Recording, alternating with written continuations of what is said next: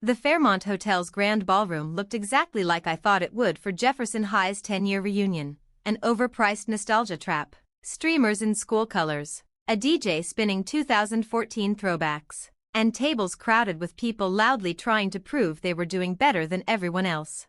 I sat at a back table, nursing a club soda and watching the familiar theater unfold. Former classmates swapped stories about promotions, mortgage rates, and trips to Bali like trading cards. Most of them looked as expected, slightly older, marginally heavier, but still basically the same people they'd been at 18, just wearing better moisturizer. Jordan Peterson. The voice came from Madison Clark, former head cheerleader, current pharmaceutical sales rep. If her LinkedIn and the 17 Facebook tags she'd hit me with was to be believed. I can't believe you actually showed up. Hey, Madison. I stood as she leaned in for a hug, tight, practiced, and just long enough for her to assess the thrift store blazer and lack of wedding ring. You look exactly the same, she said, smiling in a way that felt more like an observation than a compliment. Still shopping at Goodwill? Something like that. Her tone shifted slightly. Faux casual. Well, I'm glad you came. Honestly, I wasn't sure you'd show up after. She trailed off, giving the room a once-over in case anyone was eavesdropping.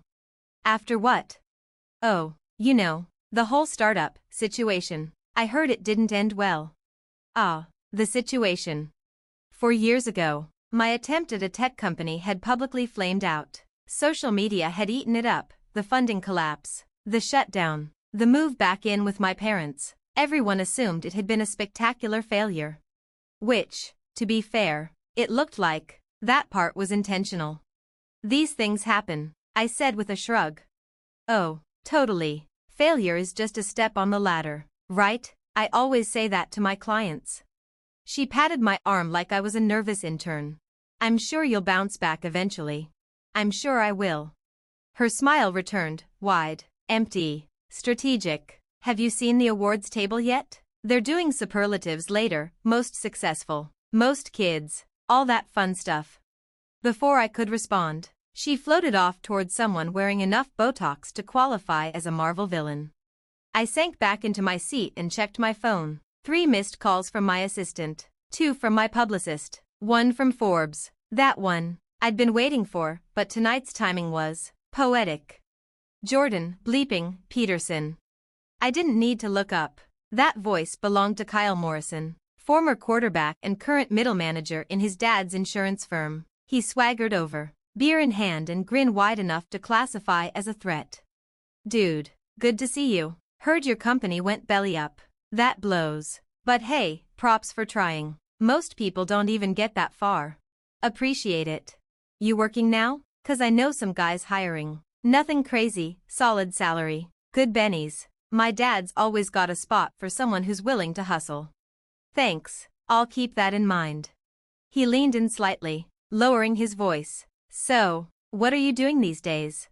The dreaded question. The truth was nuanced and mostly unbelievable, and nobody at this reunion was in the mood for nuance. Consulting. Nice. Like freelance stuff? Business strategy, tech implementation, that sort of thing. Kyle nodded like he understood, which meant he definitely didn't. Probably filed consulting under code for unemployed. Well hey, if that doesn't pan out, insurance is always hiring. He clapped my shoulder, then wandered off in search of cheaper beer or weaker conversations. I debated leaving early. The evening had unfolded exactly how I expected, awkward, performative, low-key depressing. Plus, I had a board meeting in the morning to prep for. Quarterly earnings weren't going to present themselves. But then the music cut, and someone tapped the mic. Ladies and gentlemen, it's time for our favorite part of the evening, the superlatives. The announcer was our old student body president, now a small-time politician with big-time energy. He stood at the front of the ballroom with a microphone in one hand and a stack of certificates in the other, flashing a smile he probably practiced in campaign ads. We tallied the votes from everyone who RSVP'd, and we've got some fun categories to share. A few surprises in here, folks. Polite clapping. Let's start with most successful. This was almost unanimous. Congrats to Jennifer Walsh for making partner at Crawford, Stevens Associates. Deserved applause. Jennifer had always been sharp, and hitting partner by 28 was no joke. Next up, traveled farthest. That goes to Michael Chin, all the way from Tokyo. He's doing big things with Goldman Sachs. More applause. Another solid win. Michael had always seemed destined for jet lag and five-figure suits. The awards rolled on: biggest family, best dressed, least changed, most changed. I half listened, scrolling my phone. For missed calls from Forbes now. Then the MC's tone shifted, lighter and more mischievous. All right, now for something a little different. We decided to include a few, let's call them honorable mention categories. The crowd chuckled. I sat up a bit straighter. This was going to get interesting. A few people laughed awkwardly. Others shifted uncomfortably in their seats. You're remembering positive interactions that probably never happened, I said evenly. You're retroactively taking credit for supporting a success you didn't believe in. Silence. And that's exactly why I maintained the illusion. Because money, status, it changes how people relate to you. And rarely for the better. Jennifer raised her hand, cautious but curious. So, what's the point of having that kind of money if you can't enjoy it? I smiled. Who says I'm not enjoying it? I love my work. I love solving real problems. Building systems that make people's lives easier. The money? It's just a scoreboard. A way of knowing the solutions have value.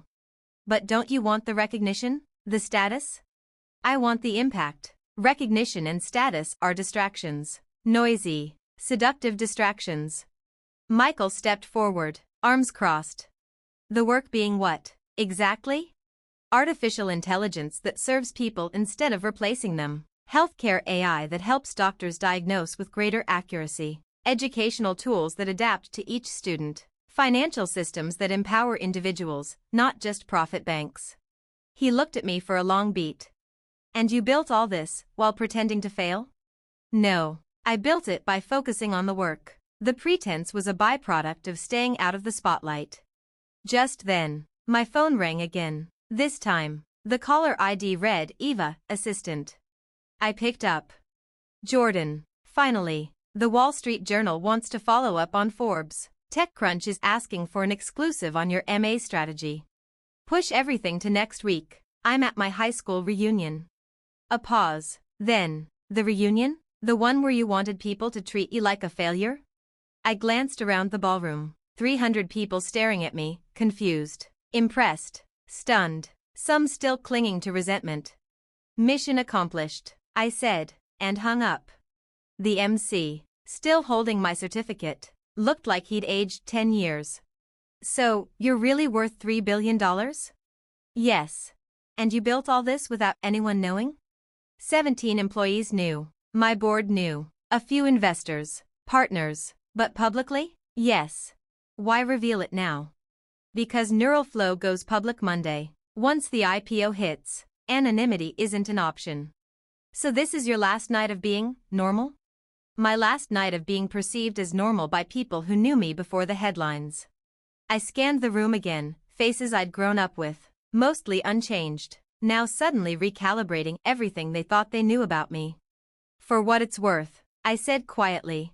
This evening unfolded exactly as I expected. When you thought I was unsuccessful, you treated me one way. Now that you think I'm wealthy, you treat me another. Both reactions are logical. Both are disappointing.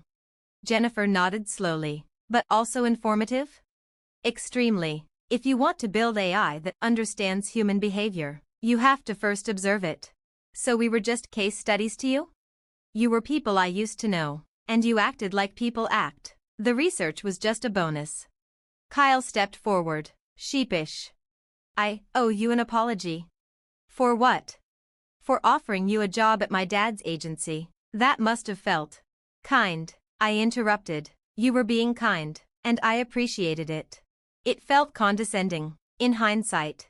There's a difference between condescension and compassion. Kyle, you offered help when you thought I needed it. That doesn't require an apology. Madison spoke next, hesitantly. When I commented on your clothes and shopping at Goodwill, you were assessing visible status markers. That's how people categorize others. It's instinctive. But it was mean. It was honest and accurate. This outfit cost $12. But, you could afford anything. I can. I just don't need anything. The conversation stretched on, questions about my company, my strategy, my routines, my philosophy. Some genuinely wanted to understand, others were calculating angles, and a few just looked like their worldview had cracked in half. Eventually, the room thinned out. The curious dispersed. The opportunists gave up. The stunned remained seated, quietly processing. I found myself back at my original table, joined by the only 3 people who'd made an effort to stay in touch over the last decade: Sarah Martinez, who taught 3rd grade, Tom Wilson, who ran a nonprofit, Lisa Kim, a nurse practitioner. So, Sarah asked, what happens now, after the IPO, after the world finds out? Now I get back to work, I said. We've got systems to build, problems to solve, hopefully, a little good to do. But your life's going to change, Lisa said. My work won't. Everything else, probably. Tom picked up the certificate the MC had left on the table. Least successful, in big, tacky letters. Are you seriously keeping this? Absolutely. It's a reminder. Of what? That success is relative, that perception is unreliable, and that timelines matter more than opinions. Lisa nodded. And that public perception is usually irrelevant to the work. She smiled at me. You know, you're still exactly the same. How so? Always laser-focused on your projects, still socially tone-deaf, still convinced every problem is solvable if you think hard enough. I laughed. Sounds about right. The only difference, she said, is now your projects are worth billions. The only difference, I replied, is now I have the tools to build things that actually matter. As we packed up to leave, Sarah turned to me with one final question. Was it worth it? The secrecy? The loneliness? Letting people think badly of you for so long?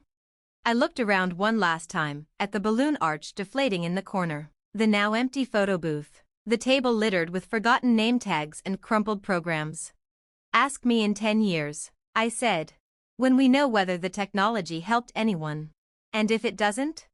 Then I'll truly have been the least successful person in this room. That night, I drove home in the same 15-year-old Toyota I'd used to pick up parts for my first prototype. Tomorrow, Forbes would publish the story. By Monday, the IPO would put Neural Flow and me on the global stage. But for now, I was still just Jordan. The guy who'd quietly built something extraordinary in the shadows. The billionaire who accepted an award for being a failure and planned to frame it as proof that success is never what it seems from the outside. A few chuckles rippled through the ballroom, nervous, unsure. These are all in good fun. Of course, the MC added quickly, sensing the tension. Just a way to acknowledge that not everyone's path after high school has followed the usual route. That made me look up. So, in the spirit of humor, our final award tonight is for the person voted least successful by the class. A hush fell over the room, the kind that makes your skin tighten. Nobody wanted this award, and everyone was suddenly grateful it wasn't them. And the least successful goes to. He tore open the envelope with a game show host's grin. Jordan Peterson. The applause that followed wasn't joyful. It was uncomfortable, hesitant, mocking. Really, the kind of clapping people do when they feel like they're supposed to react but would rather be anywhere else. I sat still for a moment, processing. My classmates, the same ones who'd liked my failure posts with prayer hands and awkward emojis, had voted me the least successful person in our graduating class. The failed founder, the consultant, the thrift store guy. Jordan, come on up, the MC called out, holding up the cheap certificate like it was a prize and not a punchline. I stood. Every eye in the ballroom followed me as I walked toward the stage. Some were amused. Some were trying to hide their pity. Others looked thrilled to finally see someone else fall below the bar. And then, my phone rang. Not vibrated. Rang. Loud and clear. The classic ringtone echoing through the speaker system. I glanced at the screen. Forbes magazine. I turned to the MC. Sorry, I need to take this. I answered the call in front of 300 people. Jordan Peterson speaking. A crisp voice responded. Female, professional, calm, just loud enough for people in the front to hear snippets. Mr. Peterson, This is Catherine Williams from Forbes. Apologies for the late call, it's been approved. Approved? Your cover story. Next month's issue. The youngest billionaire in tech. How Jordan Peterson built an empire while everyone thought he'd disappeared.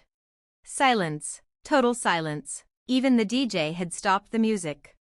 And the publication date? I asked, as if I didn't already know. Monday. We'll need you in New York by Tuesday morning for the photo shoot. Then interviews with CNN, CNBC, and Bloomberg that afternoon. That works. The piece focuses on your strategy, using the public collapse of DataSync to operate in stealth, acquiring 17 AI startups and quietly building neural flow systems into a $12 billion powerhouse. Understood.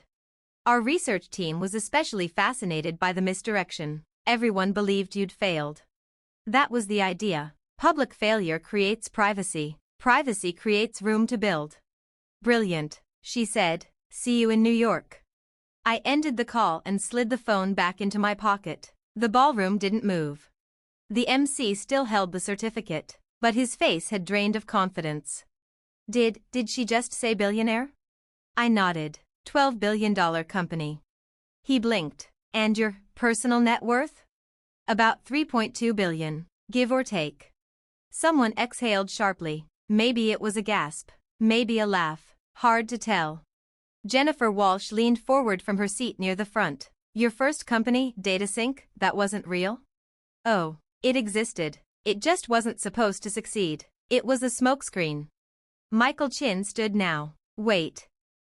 Neural flow systems? The AI firm Goldman's been trying to buy? One of many. Google, Amazon, Microsoft, they've all called. I turned them down. Why? Because I didn't build it to sell. I built it to change everything. Kyle Morrison, still gripping his drink like a life raft, finally said what they were all thinking. You've been pretending to be a failure for years? No, I've been building quietly. There's a difference. But why keep it secret? Because success warps reality. Once people know, every conversation is filtered through a lens of money. Every relationship shifts. Competitors sharpen. Regulators circle. I turned to the crowd. Let me ask you, how did you treat me when you thought I was just some washed-up founder living with his parents? Silence. You offered advice, pity, opportunities. You treated me like a normal guy. That's rare air in my world. It gave me perspective on industries, on people, on human nature. It was useful. So you were using us? Madison asked. Her voice cracked with offense and something else. Wonder, maybe? I was listening, and you had more to say than you realized. Your gripes about pharma sales? Neural's healthcare AI integrates half the solutions you unknowingly pitched over the years. Madison's face flushed, caught between insulted and flattered. Kyle blinked. So when you said you were consulting? I was consulting for Fortune 500s. AI integration, systems architecture, digital overhaul. My rate is $15,000 an hour. $15,000 per hour? Plus expenses, I added, though most of my time now goes to Neural Flow's strategic direction. The MC was still standing there, certificate in hand, lost. So, what do I do with this? Keep it, I smiled. It's not wrong. I am the least successful person in this room. He stared. How could you possibly believe that? Because success isn't about money. It's about impact. And I haven't scratched the surface of what I'm trying to do. I turned and headed back toward my table, but the crowd surged forward. People standing. Dozens of voices rising at once. How did you pull it off? Can I invest? Do you need lawyers? Remember me from chemistry class? I raised a hand. The room fell quiet again. 4 years ago, when DataSync collapsed, most of you walked away, or offered sympathy. Tonight, you voted me least successful. Both reactions were based on what you thought you knew. Heads nodded, faces softened. But now that I'm a billionaire, suddenly I'm worth your attention. Another pause. This time, they understood what I was saying. Some of them didn't like it. Most didn't know what to feel. I don't blame you. That's how most of the world works. I picked up my drink again, still untouched. But just know this, the next time you assume someone's failing. I raised the glass. They might just be building something too big for you to see.